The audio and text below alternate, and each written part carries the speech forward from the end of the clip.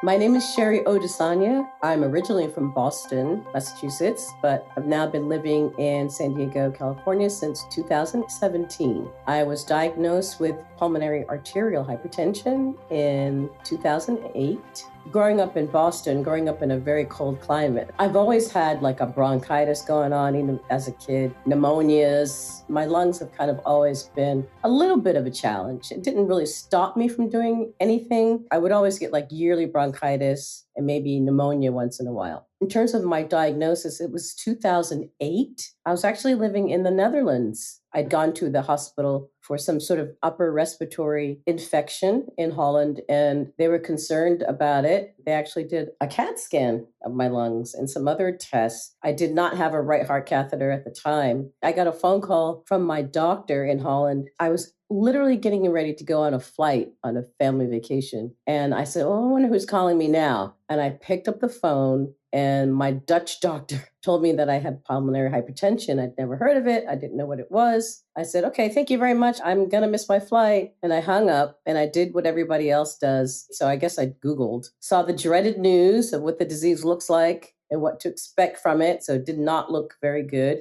So I thought, man, I wish I would have got that phone call after my vacation. Just did my best to have fun. Even got sick on the vacation as well. It's probably stress induced. When I got back to Holland, they didn't do any treatment for it. It was just something in the back of my mind because I knew I'd be moving to the States a year later. We moved back to Portland, and that's when I got in touch with a pulmonologist again. And that's when they ordered the right heart catheter. All the truth came back that I definitely had pulmonary arterial hypertension. And I had also forgot to note, in terms of my lung issues, I was diagnosed in 1992 with sarcoidosis, which impacted my lungs, which is an autoimmune disease that can impact anywhere in your body. But for me, it was my lungs. So now I had pulmonary hypertension on top of the sarcoid. So there is some talk about maybe the sarcoidosis is what's caused the pulmonary hypertension, which after all these years, it seems like that's what they've concluded at this point. At first, I was told I had idiopathic pulmonary hypertension, but now I'm being told that it's probably as a result of having sarcoidosis all these years.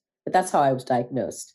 I think for people with pulmonary disease, our normal is different from someone else's normal. And even within all the patients, we have a different normal, a different baseline. So for my baseline, I've kind of always been used to being short of breath and working around it, seeing how can I handle different moments in my life where I have shortness of breath. So started taking one particular med to manage it. So early on in the disease, after I got back to the States, and I was definitely, diagnosed after the catheter, I was a mother of two children that were like 7 and 9, and I just had to do what I had to do very slowly, sometimes, very methodically, and just kind of had to fashion my life, take my medicines, try to eat healthy, and I'm just going to go on with my life. Until 2015, what happened is I was dropping some family members off in Palm Springs to this mountain, Mount San Jacinto, which you go up and it's, I don't know how many thousands of feet above sea level it is. And oh my goodness, that was like a crisis for me. I was by myself in a car. I dropped them off, kind of felt like I was in the middle of nowhere. My heart started racing, checked my saturation because I have those little oximeters, which I advise everyone to have who has BAH. I checked my oxygen and it was at 72, and I was by myself. Palm Springs was kind of a desert. There was no one around. And then I had started to panic because here I am driving with a rapid heartbeat and low oxygen. I'm like, am I going to pass out or what's going to happen? Is anyone going to find me? I happened to see a lovely couple walking down the street, and I just drove up to them and I said, I'm in crisis. Can you please take me home? And they did. Complete strangers drove me back to our house. Then I started to do some more deep diving and research how elevation and pulmonary hypertension does not go hand in hand. And after that, I was put on oxygen. And it was kind of like oxygen as needed. I would walk around the house and I would see how if I was sitting down, my oxygen maybe was at 94. As soon as I got up to walk, it would drop down to 86. So I had to lug this, everyone knows the deal. When you get all this oxygen dropped off at you. And for me, 2015, it was cylinders and a stay-at-home one. And that to me was almost worse than the diagnosis itself. That was such an imposition. I felt like sleeping with it was like sleeping with a vacuum cleaner.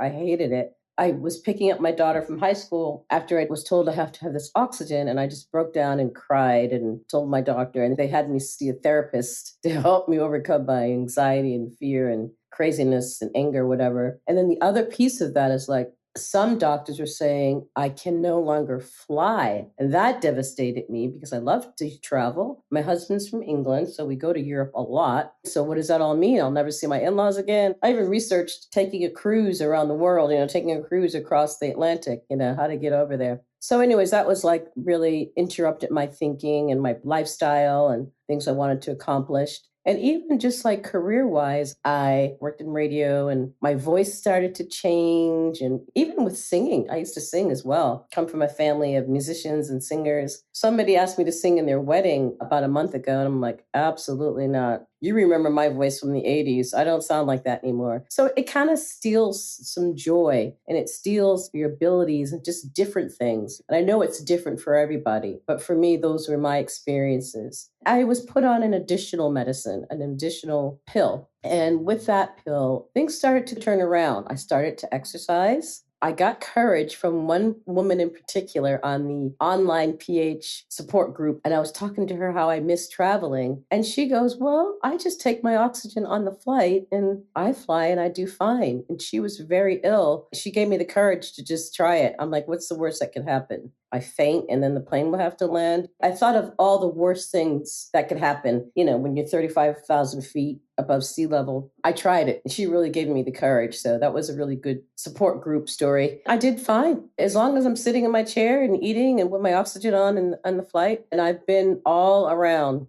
We've been traveling so much since I've been taking my 2 meds and exercising and losing weight and sometimes watching what I eat, not all the time. I cook a lot, so I don't eat a lot of processed fast food at all. We don't really like that in my household. So I do cook a lot. Yeah, so since then, these past few years, I'd say since maybe like 2017, since we moved down to California, and that was one of the main reasons to move to San Diego, is to live coastal. That seems to really have put my pulmonary hypertension has calmed it down to the point where I don't need oxygen 24/7 to walk around. So that's a huge relief. I'm able to fly. I do sleep with it still at night, but now they're even saying, well, maybe you don't need it at night anymore. So jury's still out for that one. But, I've been able to maintain my saturation above 90, just with general stuff, stuff around the house or going for walks, going for very slow walks. Try to keep a positive attitude. So that's kind of been my experience up to now. And I was so concerned, like all of us were, about COVID. And I did really well when I got it. I had it once and I didn't get it till a year ago. And actually it was only in my sinuses for some strange reason. I never felt it in my lungs. My lungs were fine when I got COVID. Information is really key and kind of understanding your disease process. That goes for anything. You really have to know what you're dealing with. I think so. Not only just going, obviously, to Google. I mean, I've just kind of done really deep dives into my own hypertension and sarcoidosis, and being hopeful. I think what helped me get over some of the hurdles is, like I said, information, but also looking at other people that have done well on the disease. Some people have done really well and have lived a good 30, 40 years after diagnosis. That's a really good thing. It's not all doom and gloom. So once I kind of got that under my belt, it's like, well, maybe I'm going to be that person to do well. Maybe that's me. Maybe that will be my story. The support groups are great. I was part of the support group in Portland for a while. That was an amazing group as well. We raised a lot of money and we had a lot of fun. And I saw other people in that group. Another woman who was very ill in Portland, and her husband actually at the time started a winery, and it's done great.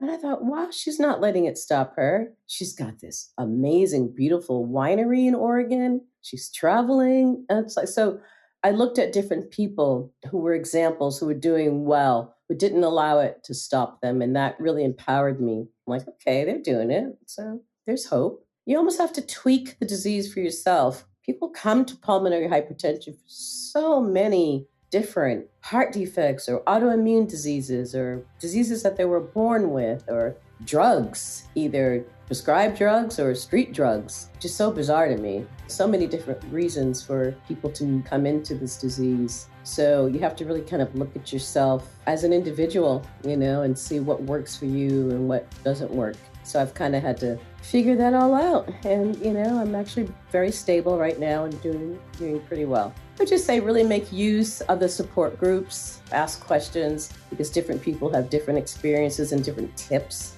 as to what works for them or what hasn't worked for them. So I have found those support groups so helpful. Yeah, so I have a very supportive husband, and I kind of live life just probably a little slower than most people, just kind of take things in stride. But yeah, that's my story so far. My name is Sherri Odusanya, and I'm aware that I am rare.